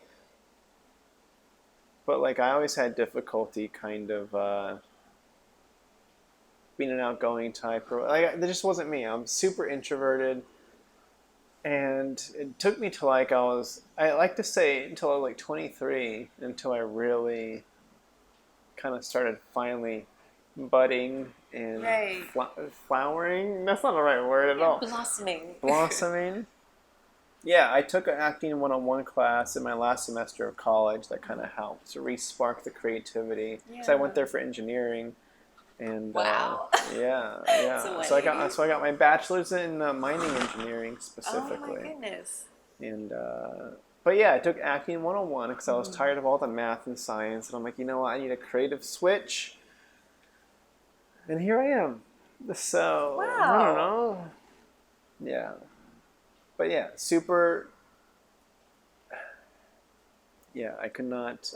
Yeah, acting. Crazy. It's crazy. No, I don't like it. I tried it. And it definitely helped, like doing improv classes and like all that. Improv is scary though. No, it is. Like I say that as an improv is terrifying. Which is exactly why you want to attack it. Exactly. Because it's so scary. Right. No. Yeah. That's a very good way to live your life. Yeah, for absolutely. Sure. So yeah, it was a lot of work. I'm still Well, if you put me in if I'm in the director chair, I can be like, I'm kind of the central hub, and I want to set a tone, and I'm still like a more of a quiet director, very like personal. All right. Let's get in, let's talk. Right. Versus like the boasty, putting on a show guy. But if I'm a script supervisor, I'm just like in the shadows, lurking, being quiet, and speaking up only when I've got something pivotal to say, usually. So, Yeah. and then you mentioned that you were shy before, Yes. quiet. Yeah. Do you still consider yourself to default to that, or have you do you have a new, yes. Yeah. It's kind of. So I took the Myers-Briggs personality test because I was really curious about that because I was such like, I was always performing from when I was little. Like I would compete in martial arts, I would dance, but in school and socially, I just did not have the confidence. I was not confident in myself at all throughout elementary or middle school. And I think that in high school, I very much like found my people, found my voice. My theater teacher was so instrumental in helping me gain that confidence to be like, no, I have something unique to offer. I can do this. And so like all of that happened, and then like I went to college, just further honing like my acting education. And then the Pacific Miss Asian American pageant was also super instrumental in me finding my voice, finding the things that I'm passionate about, finding the things about myself that are unique and that I can be confident in enough to enter and feel like I have a chance of winning this pageant. And then when I did, that was the biggest confidence boost. It was just like, oh, I did it, wow. And then I never did another pageant after that. Okay. But I think great. that was just so huge in me. Like, I went to so many events and spoke to so many people and delivered so many speeches and emceed and hosted and did all of this stuff in the public eye. And then it was just so funny. Like, I don't know if you felt your personality change at all during the pandemic, but during the pandemic, I just like very much reverted back to that homebody. I never want to go anywhere. And I mean, it's a very self reflective time, that's for sure. Yeah, it definitely was for me. But so I took that Myers-Briggs personality test, and during the pandemic, and I am like 51% extroverted and 49% introverted. So it's a mix. That's great. Yeah, it's a nice balance. Yeah. Every now and then I'll be at like a networking event, and then I'll get inside my head, and because I love to network, I love to talk to people. I get very energized when I talk to people. Yeah. But every now and then I'll revert back to just like that really shy girl from middle school, just like, what am I doing? Like, you need to get out of here. No, I feel that for sure. Like I think I'm a similar way. Like I definitely feed off like I love networking and I love talking to people, but I don't like to be influenced by external, what's the word? Things, by like external stuff. Like I try to be very conscious, like be confident in myself, and then no matter which room you step in, you can just present. But the one external thing that really always hinders me is like noise, because my voice is so like I don't know how to. I haven't done any like vocal training whatsoever. Like my voice can't cut through a loud room where everybody's just talking and it's super loud. Like let's say like at a loud bar or whatever. If the music's loud and everybody's shouting at each other, it is not a place for me to communicate whatsoever. So I revert to like a mute, almost. Like I just can't, because I can't do it. So I hate it. But otherwise, I love it. Yeah. So no, absolutely. I don't know. That makes sense. It's a weird. I don't know why I said it, but no, it makes perfect sense. Yeah. Sure. Okay, so you did that test, 5149. Okay. I was gonna ask about the childhood one more time. Yeah. How is it? I'm trying to relate to you saying you were performing from a young age, but you didn't have the confidence in like the day-to-day normal human interaction stuff to present thyself. Me, I couldn't do either one. I have specific memories of like in kindergarten. There's like this, I think it was like kindergarten graduation or something, where we all lined up alphabetically, and my last name is V, so I'm at the end of the line, and we had coordinating a thing for the parents where like everybody has a line to sing throughout this song. uh, so all the parents are there, and we're in a line, going alphabetically, and I just hate, like we had to perform, we had rehearsed it, sure, but I hated I don't know, I think it's just like the weight of like your time is coming up. Like even like in track and field, like I did track in high school for a couple of years, and I hate being on the blocks waiting for the gun to go off. Like I hate the anticipation of it's time to go. Oh, that's always the worst part. It's just like it hurts. And like in kindergarten, when that time was coming, I was like, my time is coming up. Oh, one person. By the time it came to me, I think I just cried. Oh. I didn't even sing my line. I just broke under the pressure, cried. Oh. And then my parents had to like take me to the bathroom or something. Whatever happened, but. So I'm kind of scarred in like the performance. I've worked through it. Don't worry. Oh, but I'm just imagining you as a little kid. I hate it when little kids are sad or get nervous. Yeah. Oh. So it's just something we have to work through. But that's how it was for me. So I couldn't imagine having to perform the dance or compete in front of an audience or whatever you had to do. But how did it feel to perform? What, did it just not feel like a performance, or how did that go? I mean, I think I just started at such a young age that it just didn't really faze me anymore. Like I don't really get like, because I still get butterflies for sure. Like I still feel that anticipation. But I don't really get stage fright the way a lot of other people like describe getting stage fright, you know, and just like I started so young that's not really, I don't know, I'm not nervous being in front of a crowd. Like I think that it's fun in a lot of ways, and like still feel those butterflies, like still feel the anticipation of like I'm about to do something, you know. But when I get out there, I'm like, has it transformed? Because I could say, like, I'm projecting onto you a little bit here, but has it transformed from like fear to excitement?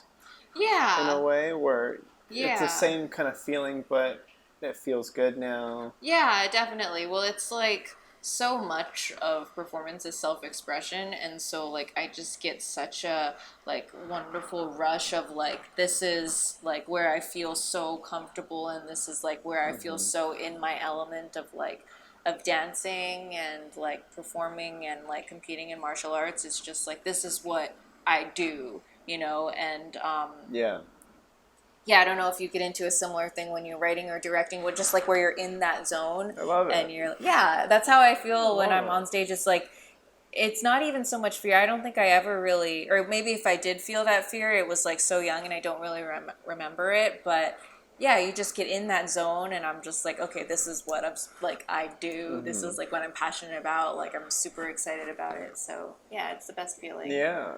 Do you feel that more when you're directing or writing, or like do you find like one aspect that you really feel it?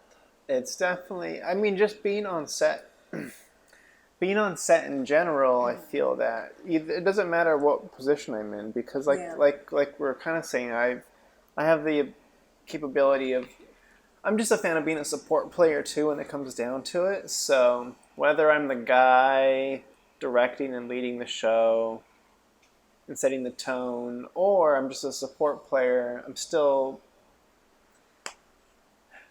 because the thing that I kind of have pinpointed it down to, that's not I don't know, is the living in the moment aspect of being on set, or like being on the stage. I'm sure like you're in the moment, you're there to do a thing, and you're only paying attention to what's happening in front of you, ideally. So when I'm on set, whether it's directing or script supervising, the only thing that's important is like the right now what's happening is the biggest thing that matters. Being here. So just whenever you can get into that zone, it feels great and feels very definitely. happy. So Yeah. I don't know. Absolutely. Directing, it's how it feels the whole time. Yeah.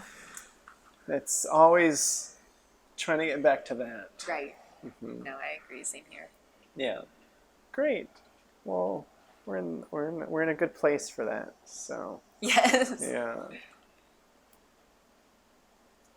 Well, that's pretty much all I got. Yeah. No, much it. thank you so much for having me. This has been a really good conversation, and I feel like we've touched on a lot of different things here. Yeah. So yeah, thanks again for coming out. Thanks for being a part. Last question, very simple. If people want to follow you on your journey or keep in touch or whatever, not keep in touch, but like follow you, where can people find you? Yeah, I am on Facebook and Instagram. My Instagram username is @KiraOmans, so KIRAOMANS. And on Facebook, you can look me up as well. I'm also on YouTube, as you've mentioned, and yeah. Yeah, some great stuff on there. Thank you. Thank you. Yeah, I enjoyed going through your VO reel. That was kind of cool. So there's like quite the variety, quite the range. Oh, thank you. That was kind of cool. Thanks, I appreciate that. Yeah. All right. Well, how do I end these? Bye. Thank you.